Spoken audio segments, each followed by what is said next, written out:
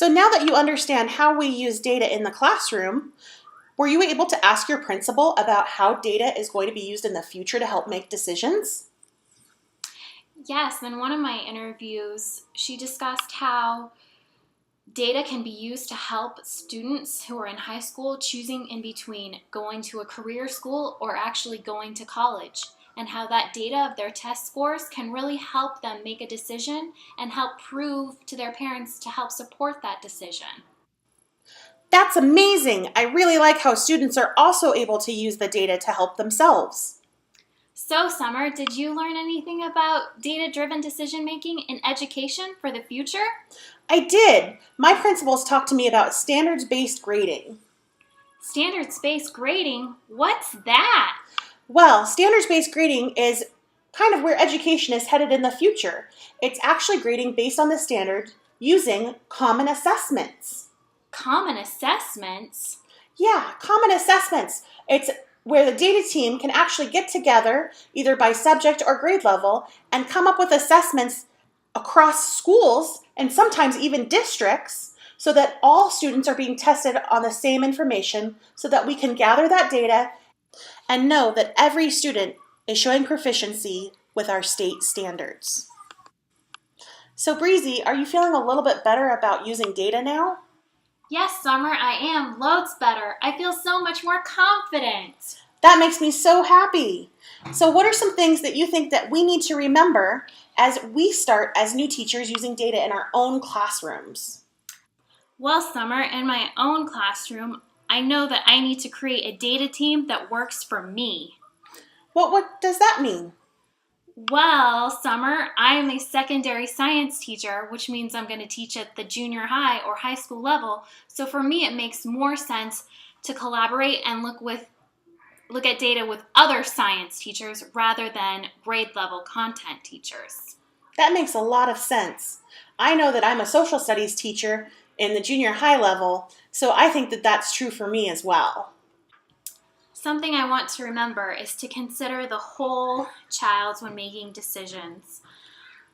So often we think of data as just numbers, but children are behind those numbers, and we need to be thinking about our children as people rather than just numbers. That is really important to remember. Have you learned anything else from these interviews that you want to incorporate into your own classroom? I want to make sure that I'm using data in a timely fashion. Data should be collected, looked at, and then changes need to be made from that data points. Data should be used reflectively as well. Oftentimes in the classroom we think we have a lesson that went perfectly and that students understand, but if students are showing in their assessments that something was unclear, we need to go back and look at our instruction practices and see how we can grow in our teaching.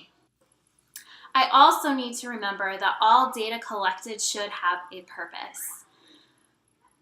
This goes to the fact that we need to be thinking about why are we collecting something? What is the purpose in that data? And if there isn't a purpose, then we shouldn't be collecting it. On a personal note, Summer, something I need to do is to learn to celebrate the positives. It's easy to get bogged down and discouraged at the data, but I need to remember to look at the growth. Any growth needs to be celebrated, both with the staff and with the students. Something I think that's really important for all teachers to remember is to let data guide them to their answers and not look for data that confirms your suspicions. And lastly, concerning data, proficiency is different than growth. Really? What are the differences between proficiency and growth? Proficiency is students meeting a certain level, and growth refers to students making gains to reach higher levels over time. In my own thinking, I feel that growth is more important than proficiency. As long as students are showing that they're making learning gains, that's more what I'm interested in, rather than students staying stagnant at that proficiency level. Our goal as educators is for students to keep making gains. I completely agree. I think that it comes down to wanting our students to be lifelong learners. and show constant growth even when they get out of school. Those were some great tips, Breezy. I've been thinking about my own classroom as well, and there's some things that I know that I want to remember. First of all, summative data can have issues, but it's still useful. I know that it's had some problems over the years, and a lot of teachers and administrators don't seem to like it much, but I think that it still is useful and that we can gain a lot of information, especially when we're looking at things from year to year. I also believe that formative data is much more important for classroom teachers, and it should be used to help direct our teaching practices. I need to remember that in teaching, I'm not an island. I need to make sure to use the resources that I have in front of me, including data and a data team. I need to make sure that I'm including parents and students as part of my data team. It's important that we have buy-in from the student and that they understand what they're doing, as well as getting help from parents so that things like homework and extra tutoring can happen so that students have the ability to succeed. I also want to make sure that I'm scheduling enough time. I need time for things like PLCs and meeting with my data group, but I also need to make time in my classroom to do testing and also progress monitoring.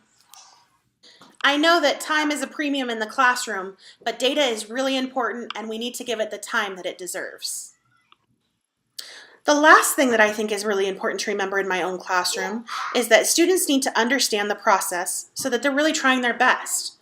Students need to be told when they're taking these tests that can affect their future. They need to understand that this isn't something that they want to rush through or guess on. They really want to use their best testing practices so that they can accurately show us what they can do. As a teacher, it is important for me to monitor my students to make sure that they have the ability to give accurate data. If a student is hungry or got into a fight with their parents the night before, I may choose to wait until that student is able to take the test and give the most accurate data possible. Those are some great tips, Summer. I'll be sure and use some in my classroom.